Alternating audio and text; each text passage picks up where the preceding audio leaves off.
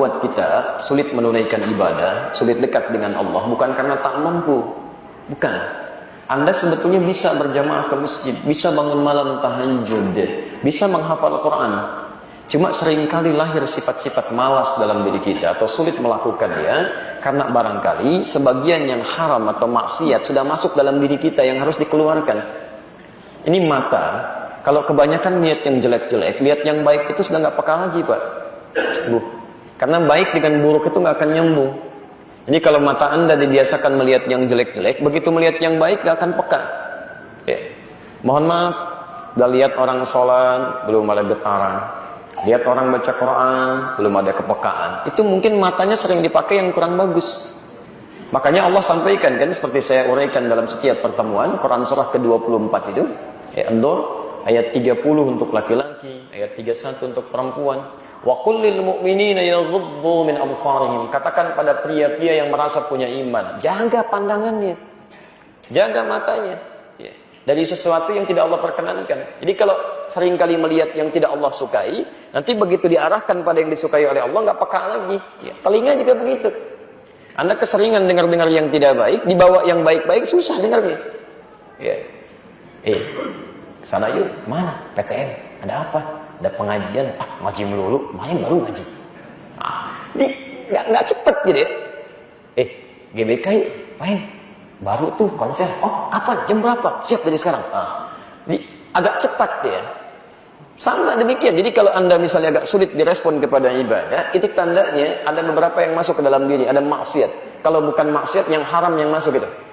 Yang haram masuk. Ya. Nah, jadi hati-hati ya.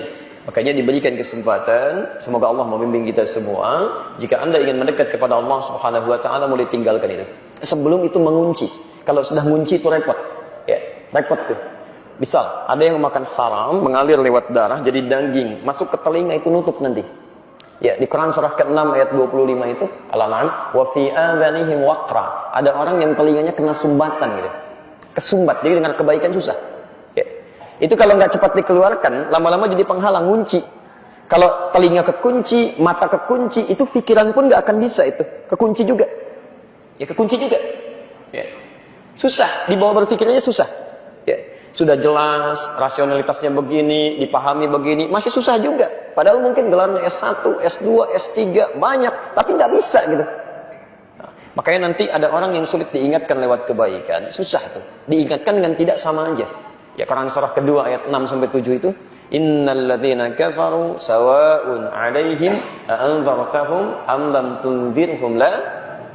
Kenapa? Khatamallahu 'ala qulubihim wa 'ala sam'ihim wa 'ala absarihim. Taib, ghisyawah, ada penghalang. Walahum, itu kalau enggak tobat. Jadi kalau orang ini tidak tobat, sampai dengan nanti di hari kiamat dijanjikan siksa yang berlipat. Kenapa disebut berlipat azim di situ? Karena orang umumnya dihisab dulu, baru disiksa.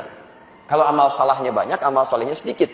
Tapi orang ini, saking sulitnya diberi pengertian, banyak amal salahnya, begitu buruk amal solehnya, itu Masya Allah. Ada bahkan di antara mereka yang dijanjikan masuk neraka tanpa hisab.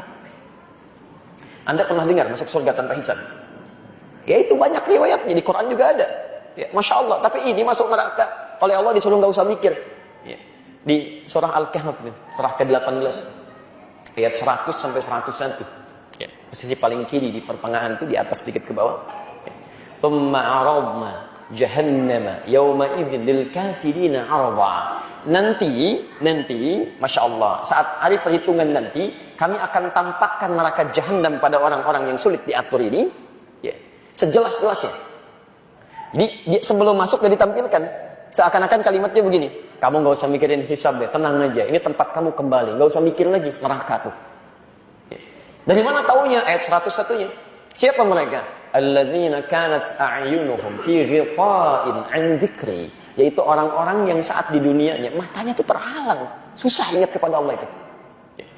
Wa kanu la yastati'una as-sam'a, dan enggak bisa dengar itu. Susah diberi nasihat, susah dengar adzan marah-marah. Bahkan orang mau bikin tempat adzan dia udah marah duluan. Ini ngapain bikin ini? Menara, takut nanti nimpa ke tempat saya. Udah disusun, Pak. Belum jadi udah marah gitu kan. Kalau non muslim mungkin belum paham. Ini kadang-kadang orang Islam. Ini yang bahaya ya. Nah, maka dari itu Gunakan momentum ini untuk bermuhasabah. Cek.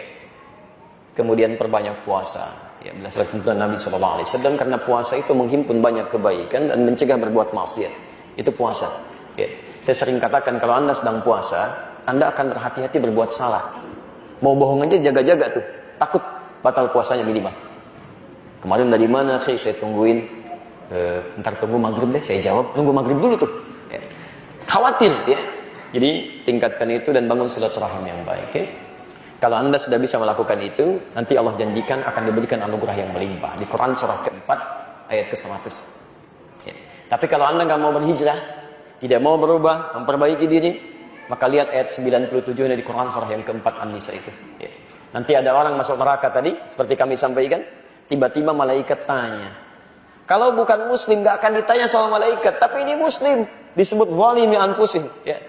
Ya, dia menzalimi diri sendiri. Qalu fi ma kuntum alam takun ardullahi wasi'atan fatuhajiru fiha. Kamu ini kemana aja? Kenapa di dunia diberi kesempatan gak berubah? Kenapa gak hijrah? Kenapa gak merubah diri? Gitu kan?